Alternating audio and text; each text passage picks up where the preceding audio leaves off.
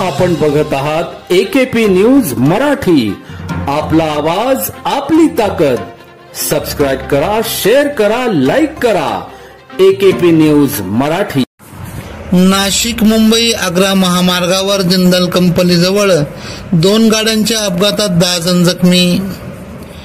मुंबई नाशिक महामार्गावर गोंदे फाटा जिंदल कंपनीजवळ आज 4:15 वाजेच्या सुमारास नाशिककडून मुंबईकडे जाणारी कार व बोलेरोची जोरदार धडक झाली असता त्यात 10 जण जखमी झाले असून अपघाताची माहिती मिळताच गोंदे फाटा स्पॉटवर उभी असलेली नरेंद्राचार्य महाराज संस्थानची मोफत ॲम्ब्युलन्स लगेचच अपघातस्थळी पोहोचली व जखमींना तात्काळ घोटी ग्रामीण रुग्णालयामध्ये दाखल केले।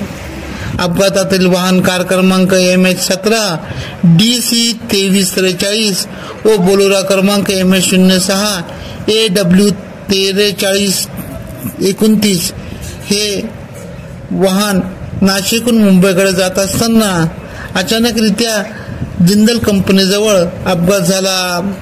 यामध्ये दीपाली दत्तात्रय देशमुख वय 34, तेजळ बाळासाहेब दिघे वय 18, ज्ञानेश्वर बाळासाहेब दिघे वय 19, सुरेखा बाळासाहेब दिघे वय 30, अनंत देवराम कांबळे वय 41, तुझ्या बाळासाहेब दिघे वय 8 वर्ष, राहणार राजौर अकोला जिल्हा अहमदनगर यांना नरेंद्राचार्य महाराज संस्थानच्या गोंदे फाटा येथे सदैव अपघातग्रस्तांसाठी अहोरात्र कार्यरत असलेली मोफत रुग्णवाहिकेने तातडीने रुग्णालयात उपचारासाठी दाखल केले।